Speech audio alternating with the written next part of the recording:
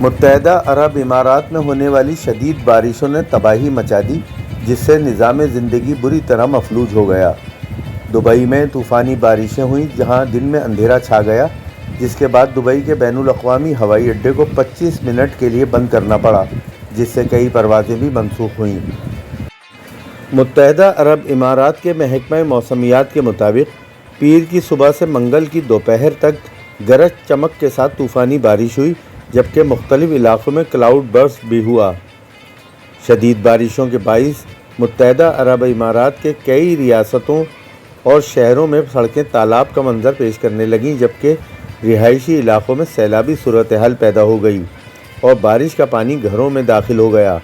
Malls, metro station اور دیگر مقامات میں صورتحال انتہائی گھمبیر نظر آئی۔ محکمہ موسمیات کا کہنا ہے کہ بارش کا دوسرا اسپیل منگل کی دوپہر سے شروع ہوگا اور جمعرات تک گرج چمک کے ساتھ بادل برسیں گے۔ خلیجی اخبار گلف نیوز کی رپورٹ کے مطابق شدید بارشوں کے باعث دبئی کے مختلف علاقوں میں سیلابی صورتحال پیدا ہو گئی ہے، جس کے باعث سڑکیں تالاب کا منظر پیش کر رہی ہیں۔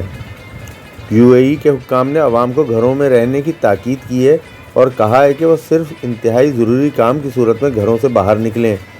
حکام نے عوام سے یہ بھی کہا ہے کہ وہ زیادہ پانی والی جگہ سے دور رہیں، اپنی گاڑیاں اور موٹر سائیکلیں ایسی جگہ پارک کریں جہاں پانی داخل نہ ہو سکے۔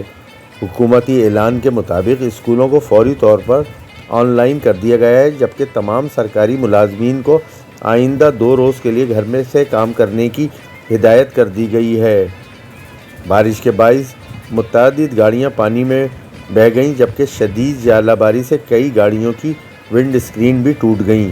علاوہ ازیں کچھ علاقوں میں بجلی کی بندش کی شکایات بھی سامنے آئی ہیں۔